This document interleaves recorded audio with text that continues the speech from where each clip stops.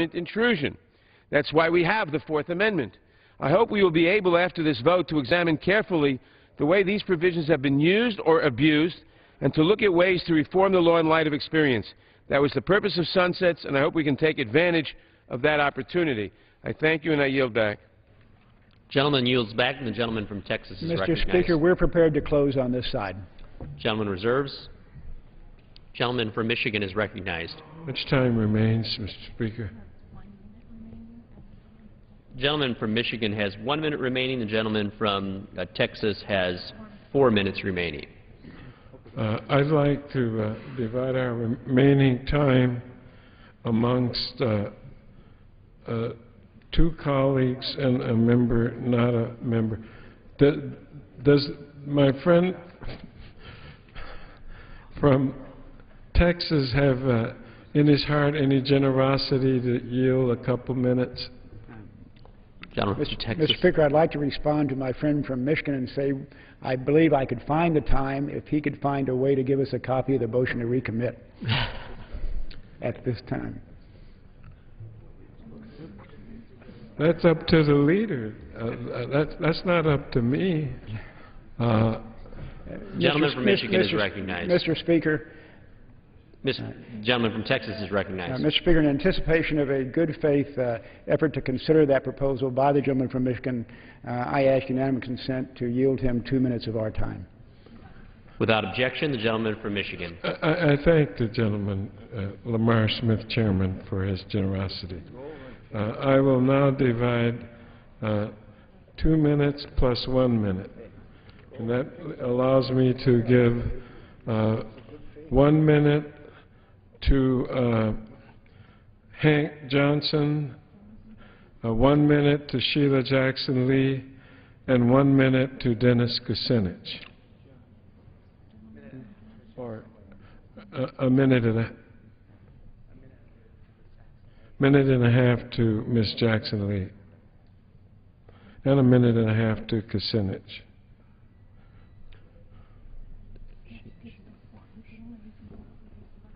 The gentlelady from Texas is recognized for 1.5 minutes. I thank the Speaker very much. I, too, would like to express my appreciation to the Chairman, colleague from Texas, for the time, and to the ranking member as well. All of the issues have been laid out as to the three elements, so I just simply want to pose a question to my colleagues. We know that we have a problem with the three remaining intrusive and, I believe, unconstitutional provisions. We know that Ranking Member Conyers has explained that we were not absent. We did not have the lights out under his jurisdiction. We actually pursued this. We couldn't get an agreement. We couldn't move toward the floor. So the question now is, we realize that a roving wiretap is intrusive. We realize the lone wolf provides a problem. And so the question is, how do we fix it for the American public? How do we ensure the Constitution is intact? Let me be very clear. It is well documented that human intelligence is the best. Why? Because most of us were surprised when I say that in the intelligence community, at least they have not articulated about what is going on in the Mideast, both in Egypt and Yemen and otherwise. We were surprised. Did any of that help us? This is an intrusion on the American public. We're not in any way non-patriots. We are patriots. We believe in the Founding Fathers. We understand that they came together to give you Americans the right to your freedom. We ask for the Fourth Amendment to be sacrosanct, to indicate that you are not subject to unreasonable search and seizure. That is my question to my colleagues. When will you engage in the hearings and the ability to mark something up to address these infringements? How quickly will you move? December of 2011 is too long. Let us work together to uphold the Constitution. I yield back. Gentlelady's time has expired. The gentleman from Michigan is Speaker, recognized. I yield the remaining time to the gentleman from Ohio, Dennis Kucinich. The gentleman from Ohio is recognized for 1.5 minutes. I want to first thank the ranking member, and I want to thank the gentleman from Texas for the amicable and manner of comity that you've extended here. It's very much appreciated. And I also want to say, as I've listened to my colleagues on the other side of the aisle speak in defense of this, I am aware that you love this country, that you want America to be safe, you want America to continue to be free, and the great thing about this Congress is that we have different ways of viewing how we can go about that. But I have great respect for each of the speakers who has come forward. I want to say that since Congress first passed the Patriot Act in 2001, that we've been continually challenged on this question of our constitutional duties to act as a co-equal branch of government, and that it is my belief that we have failed to conduct checks and balances over government power. I want to associate myself with the remarks of the gentleman from California, Mr. Rohrabacher, in that regard, and that we failed to conduct robust and effective oversight. And in connection with the gentleman from Wisconsin, this has been something that some of the remarks that you've made about what we needed to do, I think you've made some good points in that. And I also think that we have a responsibility here to protect the American people from overt infringements on their most basic civil liberties. And I see this continuing extension as being a challenge to that. So I request unanimous consent to include the rest of my remarks in the record of this debate. So ordered, without objection. Gentleman from Texas is recognized. Mr. Speaker, I yield myself the balance of my time. Gentleman is recognized. Mr. Speaker, we must act now to keep these national security laws in place. Time is running out. We have only a few days left to do what we need to do to keep America safe. These are common sense provisions that prevent terrorist attacks, protect the American people, and preserve civil liberties. I urge my colleagues to vote yes on this common sense extension, and I will yield back the balance of my time. Gentleman yields back the balance of his time. Pursuant to House Resolution... Mr. Speaker? Gentleman state his inquiry. Okay. Pursuant to House Resolution 79, the previous question is ordered on the bill. The question is on the engrossment and third reading of the bill. I have a motion to recommit at the desk. The gentleman will suspend for 1 moment. The question is on engrossment and third reading of the bill. Those in favor say aye. Those opposed, no. The ayes have it. Third reading.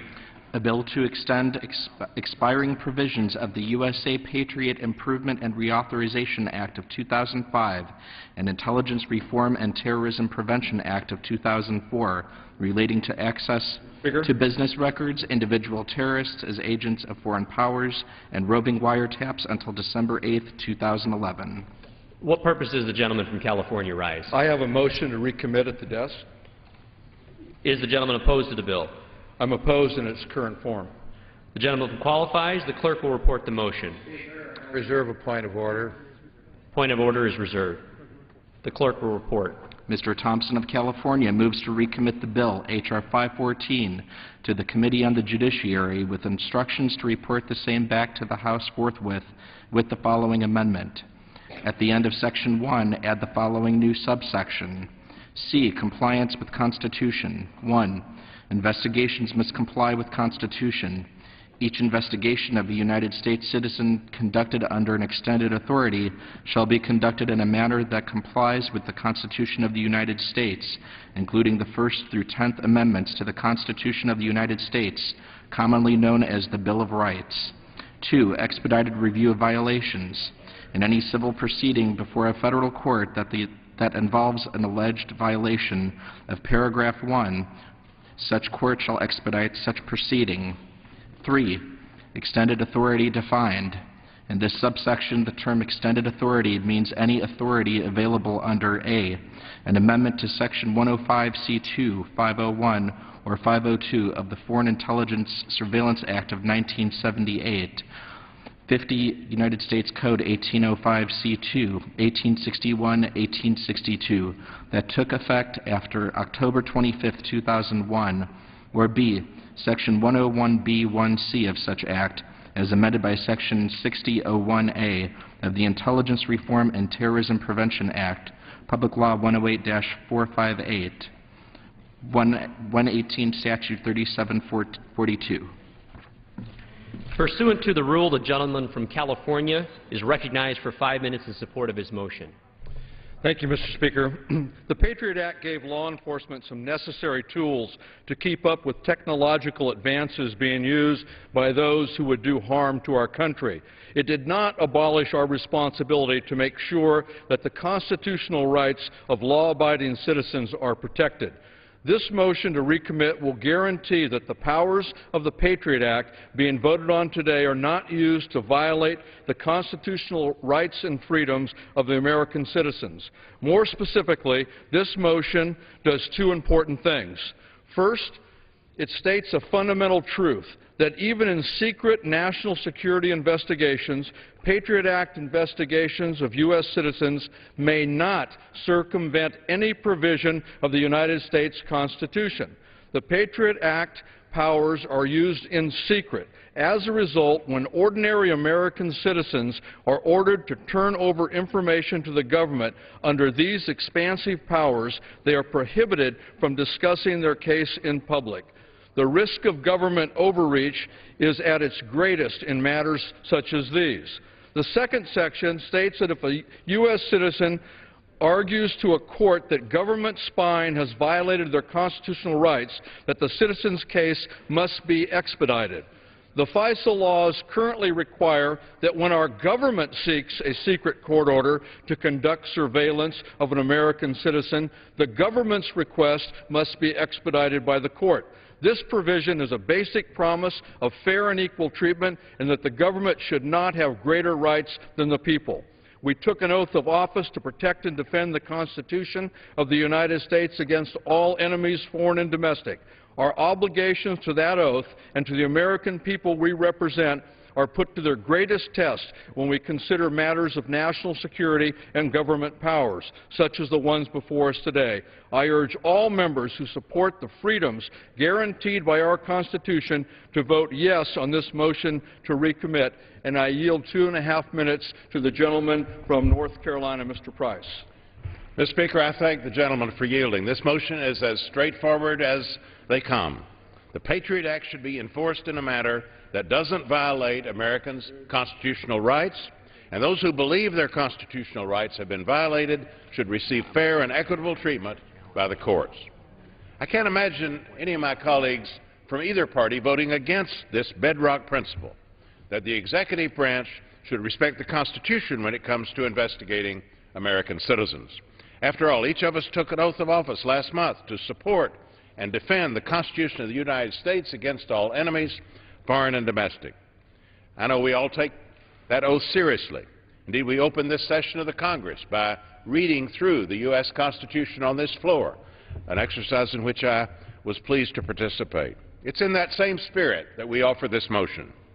For while we have differing views on how best to protect our national security while upholding our cherished liberties, and in this case, on whether the enhanced authorities in this underlying bill are still needed nearly a decade after the September 11th attacks, we should all be able to agree that the United States Constitution is our last line of defense in cases where an American's civil liberties may be threatened. So, by assuring that the exercise of these powers doesn't violate our basic constitutional rights, this motion would provide a safety net to protect American civil liberties in the absence of a more comprehensive review of the Patriot Act.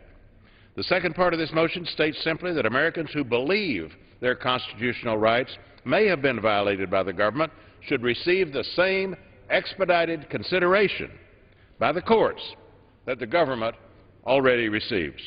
How can anyone argue with that? Why shouldn't our courts be equally responsive to the concerns of American citizens as they are to the concerns of the government, especially when an individual believes his constitutional rights have been violated? A government of the people, by the people, for the people has the utmost responsibility to protect the constitutional rights of every individual, especially when it comes to matters of national security. So this motion to recommit, Mr. Speaker, is simple, straightforward, and consistent with the bedrock principle of our republic. I urge my colleagues to vote yes, regardless of their views on the underlying bill, to vote yes as an affirmation of the support of this body for our Constitution. And I yield back. The gentleman's time has expired. Speaker, The gentleman from California has 15 seconds.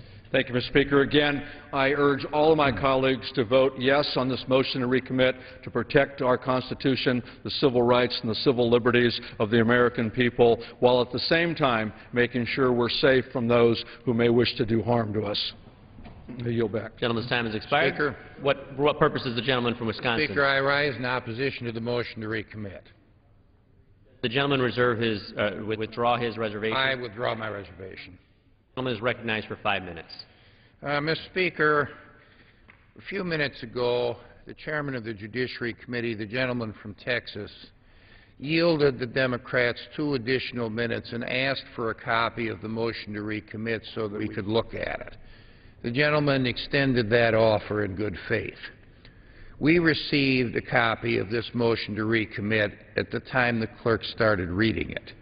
And our offer of good faith was responded to with an attempted surprise.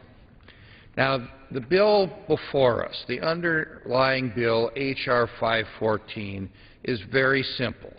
All it does is extend the authorizations that are about ready to expire until December 8th. It doesn't add to the Patriot Act and the Terrorism Prevention Act. It does not subtract from it. It gives the Judiciary Committee the time to do the oversight, which is exactly the same thing that I did when I was the chairman the last time the sunset expired. But there's something else in here that I think is very important, and that is that there's a provision that would cause the courts to second-guess themselves every time a national security action asks them for a business record order. And rather than expediting the request to seek information on terrorists, this motion to recommit tells the court to expedite civil lawsuits against the United States government to get money damages under a provision that is in the Patriot Act.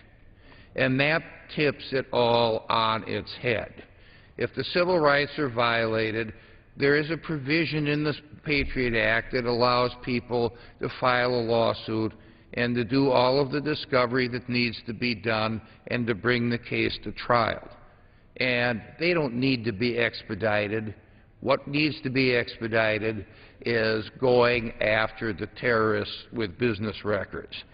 Now, there's a provision in the motion to recommit that says that the Constitution has to be followed. We don't need to put things in the statute book that says the Constitution needs to be followed. That's the supreme law of the land. And this is completely redundant. It is unnecessary. And frankly, the Constitution has been followed in the Patriot Act because there has been no finding of unconstitutionality of any of the 17 provisions. Where there was a preliminary finding in the business records section, we amended the law and the plaintiffs dropped their suit. We fixed the problem to the approval of the plaintiffs who filed this suit. So we ought to get on with this. We're going to have these hearings. We're going to have the time to have these hearings. And all of the gentlemen on the other side of the aisle have my commitment now, as they did 9 years ago and as they did 5 and 6 years ago, that the hearings will be thorough, they will be comprehensive, and they will allow everybody to speak their piece. Vote against this motion to recommit, pass the bill, and I yield back the balance of my time. Gentleman yields back. Without objection, the previous question is ordered on the motion to recommit. The question is on the motion. Those in favor say aye. Aye. Those opposed, no. In the opinion of the chairs, the noes have it. I ask for a recorded vote. Does the gentleman ask for the yeas and nays? Yeas and nays. The yeas and nays are requested. Those favoring a vote by the yeas and nays will rise. A sufficient number having risen, the yeas and nays are ordered. Members will record their votes by electronic device. Pursuant to Clause 8 and Clause 9 of Rule 20, this 15-minute vote on the motion to recommit will be followed by 5-minute votes on the passage of the bill if ordered and approval of the journal. This will be a 15-minute vote. My gavel.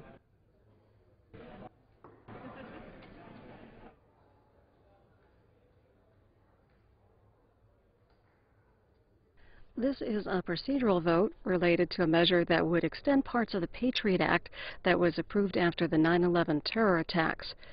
The House voted on the measure last week, but it did not get the two-thirds majority needed to pass under a procedure called suspension of the rules. Today's vote is under a regular rule that requires only a simple majority to pass. 3 provisions would be extended as part of the bill, including the authority for the government to seek roving wiretap orders to track individuals who change their cell phones or other communication. Again, this is a procedural vote. A vote on final passage is expected next. President Obama released his proposed budget for 2012 today.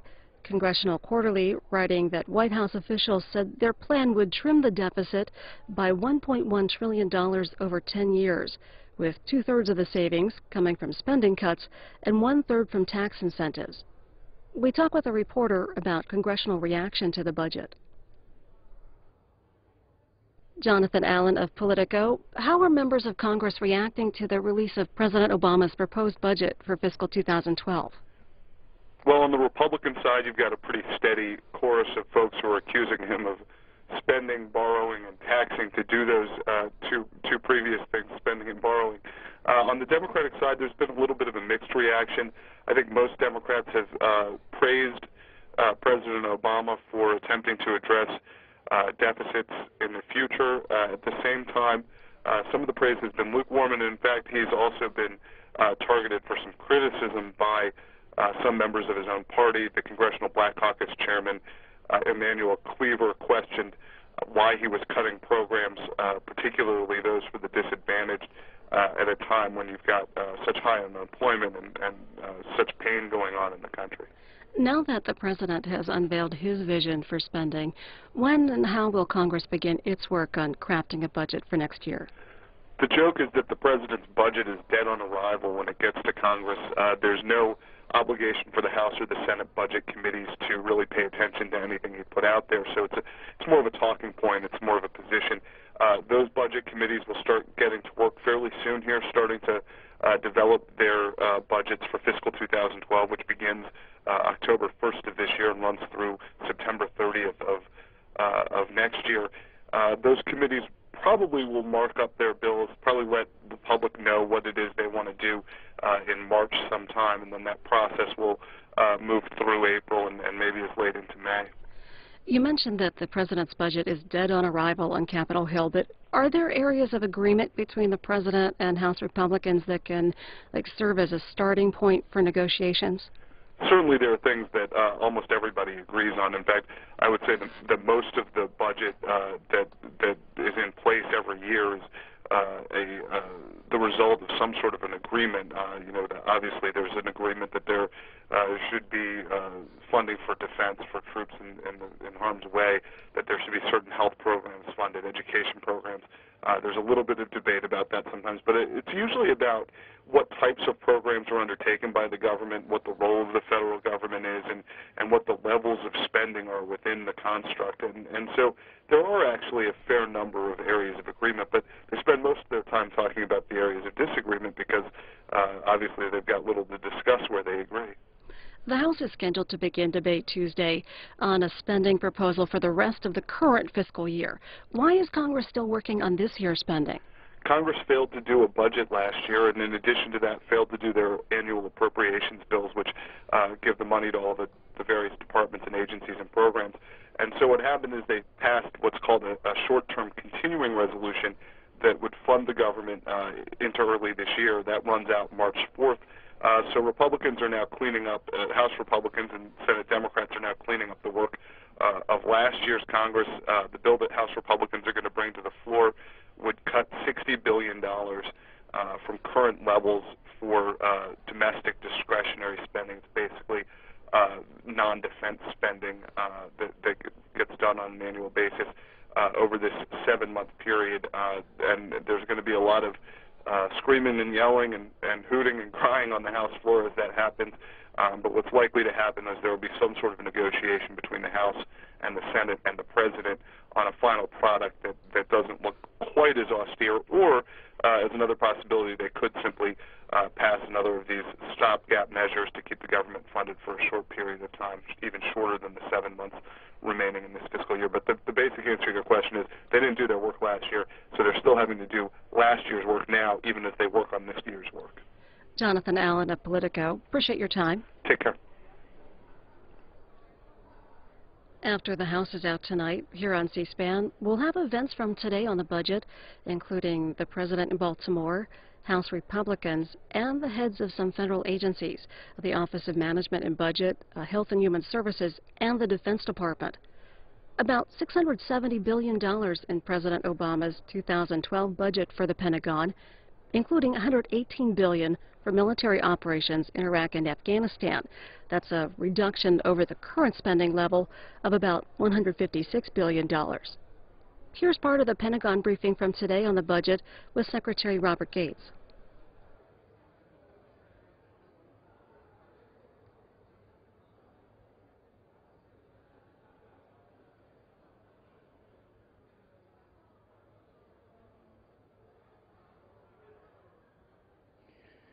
These budget decisions took place in the context of a nearly 2-year effort by this department to reduce overhead, cull troubled programs, and rein in personnel and contractor costs, all for the purpose of preserving the fighting strength of America's military at a time of fiscal stress. The goal was not only to generate savings that could be applied to new capabilities and programs, but for our defense institutions to become more agile and effective organizations as a result.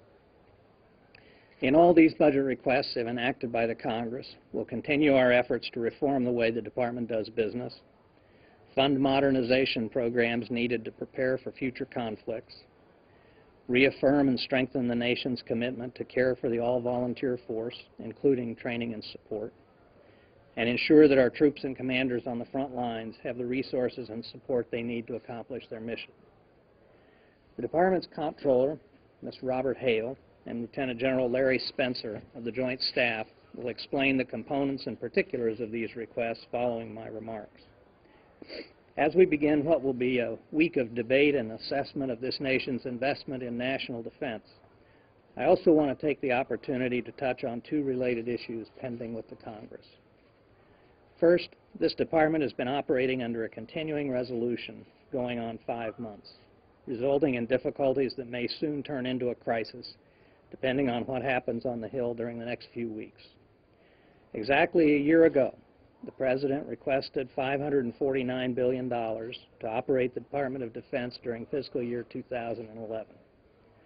If forced to operate under a full-year continuing resolution, the Department would only receive about $526 billion, a cut of $23 billion. The damage done across our military from that reduction would be magnified as it comes halfway through the fiscal year. I raise this point today because I'm concerned that the debate over the defense budget in recent days and weeks is becoming increasingly distant from strategic and operational reality. Distant, in other words, from the real world. In fact, suggestions to cut defense by this or that large number have largely become exercises in simple math, divorced from serious considerations of capabilities, risk, and the level of resources needed to protect this country's security and vital interests around the world. I realize that in the current fiscal environment and political environment, it is unlikely that the Defense Department will receive the full amount originally requested by the President for FY11. Based on a number of factors, including policy changes that led to lower personnel costs and reduced activity forced by the continuing resolution, I believe the Department can get by with a lower number. However, it is my judgment that the Department of Defense needs an appropriation of at least $540 billion for fiscal year 2011 for the U.S. military to properly carry out its mission, maintain readiness, and prepare for the future. The second issue I'd like to address is the ongoing debate over the JSF extra engine.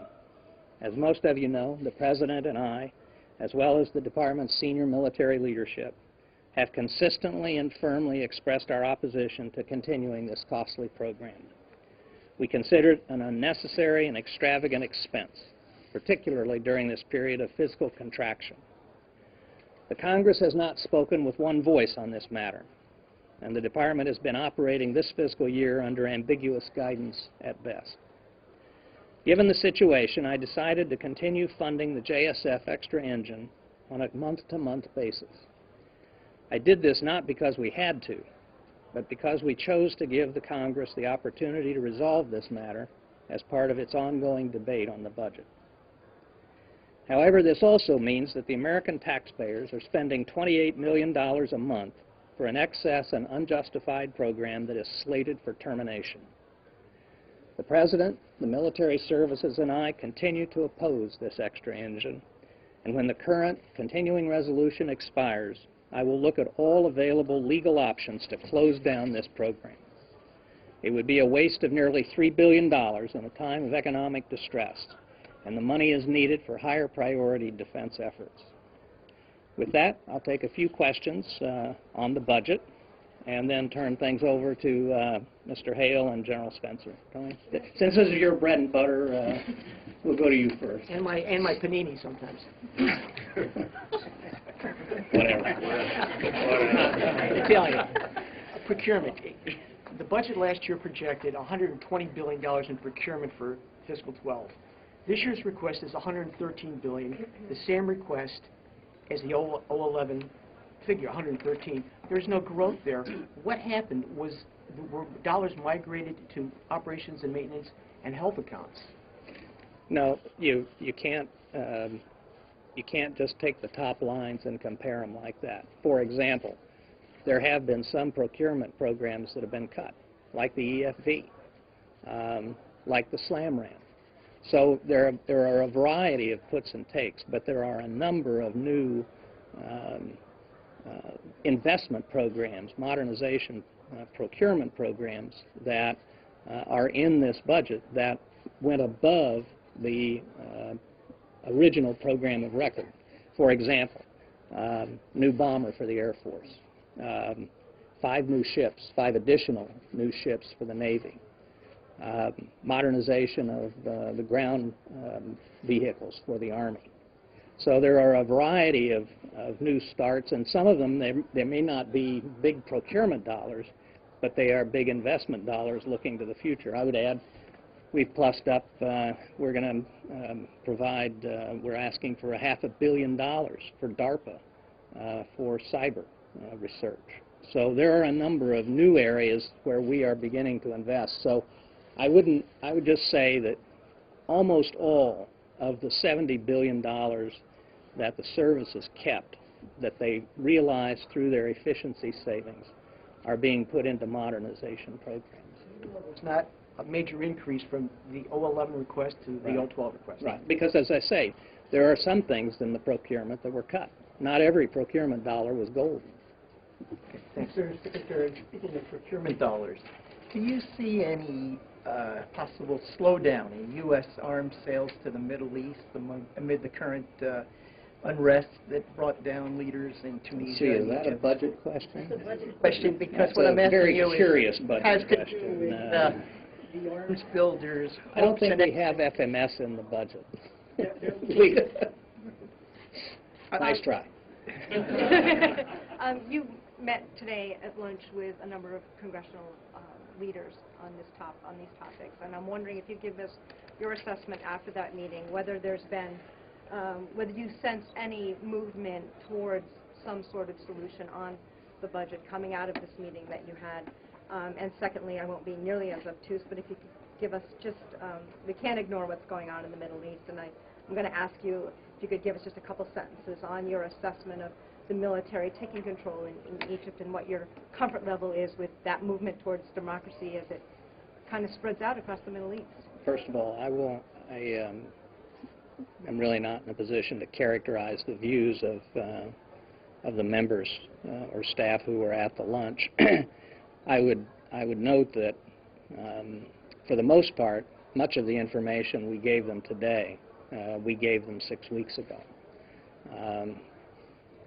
I know there's a little discomfort in some quarters on the Hill about these announcements and the question of transparency, but the reality is the members of our committees got significant information on the FY12 budget 6 weeks prior to any other committees in the Congress. And so there was a lot of information they were already aware of. I would simply say that there really wasn't much discussion at all at the lunch about the politics of the budget. There were, as Mr. Hale went through the budget, there were a number of questions for clarification's sake, but really nothing beyond that. I have 2 hearings this week, one in front of the House Armed Services Committee on Wednesday, one in front of the Senate Armed Services Committee on Thursday, and I have every confidence that I will have the opportunity to express myself in great detail about Egypt at those 2 hearings. Secretary. Sir, you were talking about the alternate engine. You said that you're going to explore all available resources. What exactly are you talking about, and is this the line in the sand when it comes to this engine? Well, I'll let the statement stand as I put it. There are some options available. My hope is, quite frankly, that there will be a debate about this on the floor of the House this week, and that members will address this directly and vote on it. And my hope is that particularly the new members who are interested in fiscal responsibility will see this as an opportunity to save $3 billion for the taxpayers that can be put to better use. Regrettably, sir, I understand you want to speak to Congress first, but we're all in the news business here, so I am sorry, but I'm going to try again. What can you tell us, if anything, about your role in dealing with Field Marshal Tantawi over the last many days? People are extremely curious because you may be the only person in the administration, of course, to our knowledge, that has spoken to him. And I think it actually, believe it or not, is a budget question. Budgets deal with the operational uncertainty that your troops face around the world. The Middle East is in great uncertainty. It all comes together. What is in this budget that now deals with the Middle East, and what can you tell us about what you've been up to over the last many days? Well, I would simply say that the budget affects our operations and maintenance all over the world, and our activities, and certainly the overseas contingency operations funds our efforts in Iraq and Afghanistan. But I will wait until Wednesday to talk about Egypt. One more budget-related question, please. One more. The overseas contingency budget increases this year. I wonder if you can explain how much of that forecast that the U.S. will in fact draw down in July in Afghanistan. Is that what this budget is trying to do, or when that's supposed to be based on the on-the-ground conditions at the time? First of all, there is a fairly dramatic reduction in the overseas contingency operations budget from FY11. FY11 was $160 billion. FY12 is just under $118 billion, so a drop of almost $42 billion. What was the second part of it? How much is this? What we have done is what we have done in the past. We have budgeted in FY12 for 98,000 troops. It's a conservative approach to budgeting, but since we don't know how many troops will be reduced during the course of FY12, as I told members of Congress today at lunch, it just makes more budget sense to do this conservatively and budget on a straight line basis from FY11. And then depending on the size of the drawdowns, then that may be money we just don't spend. But because we have no idea what the size of the drawdowns will be, because they are going to be conditions-based, at least the pace will be conditions-based, we decided to budget conservatively on a flat level. But that's not to say that we will have 98,000 troops at the end of FY12. In fact, it's a lead pipe cinch we won't. Thank you. I'll turn it over to the experts now.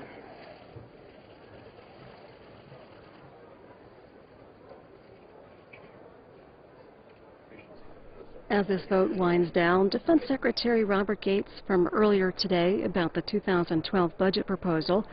Later this week, Secretary Gates and Joint Chiefs Chairman Admiral Mike Mullen are will 186 before a couple and the nays are about the budget. 234. The motion is not adopted. Now what? The question is on passage of the bill. Those in favor, please say aye. Those opposed, no. In the opinion, the ayes have it.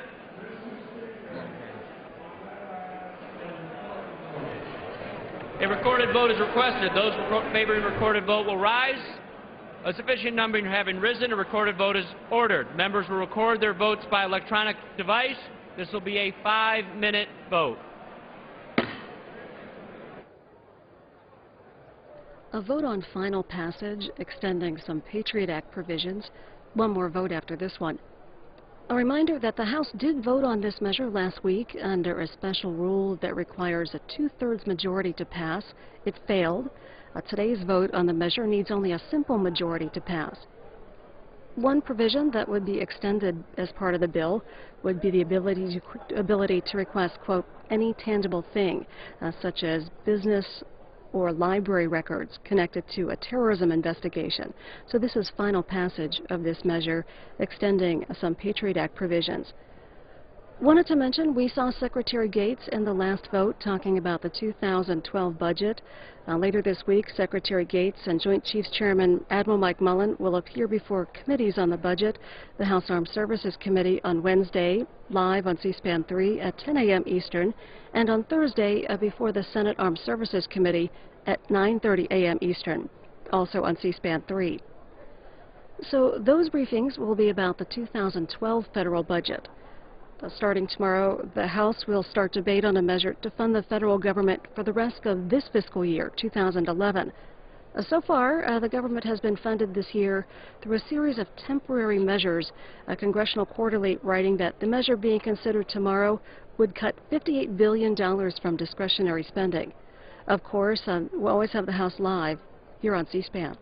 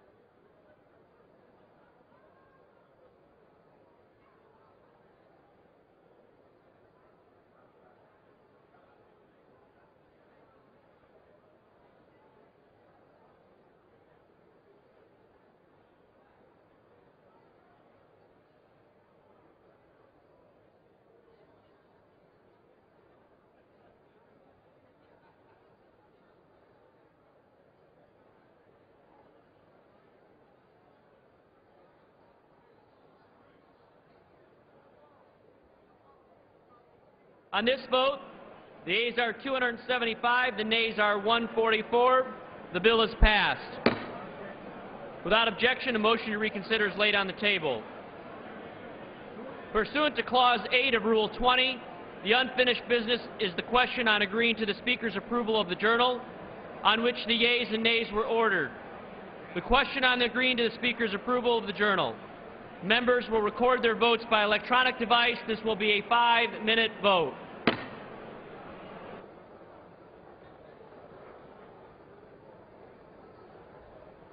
The last vote of the day on a record of the previous day's activities, something that usually happens at the start of each legislative day.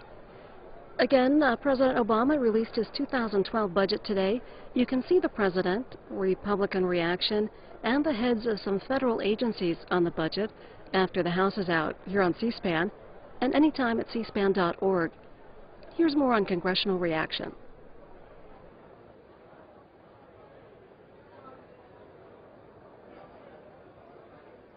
And Allen of Politico, how are members of Congress reacting to the release of President Obama's proposed budget for fiscal 2012? Well, on the Republican side, you've got a pretty steady chorus of folks who are accusing him of spending, borrowing, and taxing to do those two previous things, spending and borrowing. On the Democratic side, there's been a little bit of a mixed reaction. I think most Democrats have praised President Obama for attempting to address deficits in the future. At the same time, some of the praise has been lukewarm, and in fact, he's also been targeted for some criticism by some members of his own party. The Congressional Black Caucus chairman, Emanuel Cleaver, questioned why he was cutting programs, particularly those for the disadvantaged, at a time when you've got such high unemployment and such pain going on in the country. Now that the President has unveiled his vision for spending, when and how will Congress begin its work on crafting a budget for next year? The joke is that the President's budget is dead on arrival when it gets to Congress. There's no obligation for the House or the Senate budget committees to really pay attention to anything he put out there, so it's more of a talking point, it's more of a position. Those budget committees will start getting to work fairly soon here, starting to develop their budgets for fiscal 2012, which begins October 1st of this year and runs through September 30th of next year. Those committees probably will mark up their bills, probably let the public know what it is they want to do in March sometime, and then that process will move through April and maybe as late into May. You mentioned that the President's budget is dead on arrival on Capitol Hill, but are there areas of agreement between the President and House Republicans that can serve as a starting point for negotiations? Certainly there are things that almost everybody agrees on. In fact, I would say that most of the budget that is in place every year is the result of some sort of an agreement. Obviously there's an agreement that there should be funding for defense for troops in harm's way, that there should be certain health programs funded, education programs. There's a little bit of debate about that sometimes, but it's usually about what types of programs are undertaken by the government, what the role of the federal government is, and what the levels of spending are within the construct. And so there are actually a fair number of areas of agreement, but they spend most of their time talking about the areas of disagreement because obviously they've got little to discuss where they agree. The House is scheduled to begin debate Tuesday on a spending proposal for the rest of the current fiscal year. Why is Congress still working on this year's spending? Congress failed to do a budget last year, and in addition to that, failed to do their annual appropriations bills, which give the money to all the various departments and agencies and programs.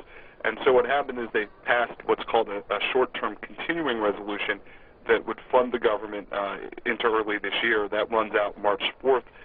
So Republicans are now cleaning up, House Republicans and Senate Democrats are now cleaning up the work of last year's Congress. The bill that House Republicans are going to bring to the floor would cut $60 billion from current levels for domestic discretionary spending. It's basically non-defense spending that gets done on an annual basis over this 7-month period. And there's going to be a lot of screaming and yelling and hooting and crying on the House floor as that happens. But what's likely to happen is there will be some sort of negotiation between the House and the Senate and the President on a final product that doesn't look quite as austere, or as another possibility, they could simply pass another of these stopgap measures to keep the government funded for a short period of time, even shorter than the 7 months remaining in this fiscal year. But the basic answer to your question is they didn't do their work last year, so they're still having to do last year's work now, even as they work on this year's work. Jonathan Allen of Politico, appreciate your time. Take care.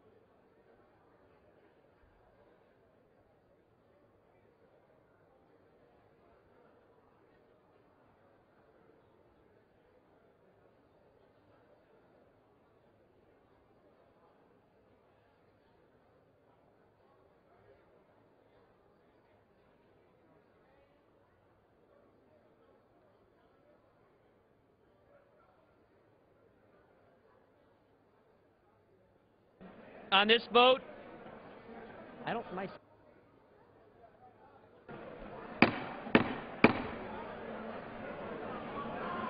On this vote, the yeas are 352, the nays 59, with 3 answering present. The journal stands approved.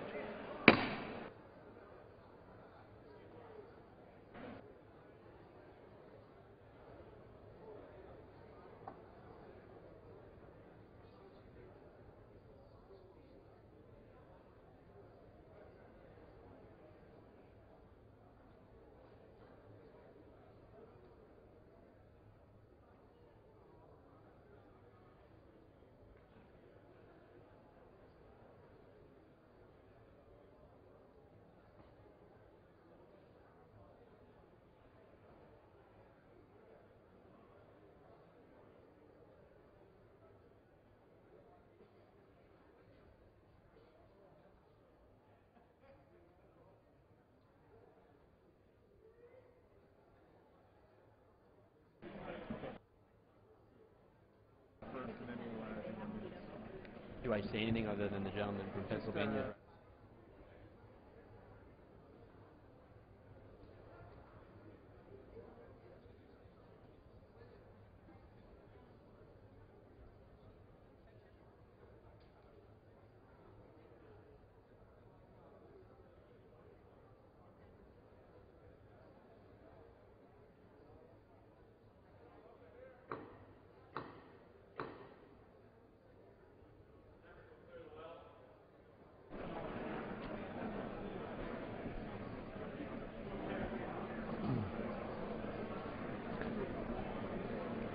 The chair will now entertain 1 minute.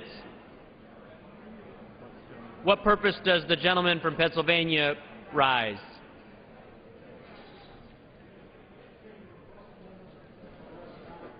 To revise and extend. The gentleman is recognized for 1 minute. Thank you, Mr. Speaker. The 112th Congress has a mandate from the people to focus our legislative efforts on job creation and economic growth. Career and technical education should be at the forefront of these efforts. Expanding and improving our nation's career and technical education is one of the most important and effective ways for our communities to produce a well-educated and skilled workforce, ensure that students are career and college ready, and individuals have the necessary skills to remain competitive in a changing workforce. This year I was named co-chairman of the Career and Technical Education Caucus, along with Representative Langevin of Rhode Island. In the 112th, our goals are to enhance awareness in Congress of the importance of career and technical education and advance the policies to improve skilled labor education and support technical-related small business job growth.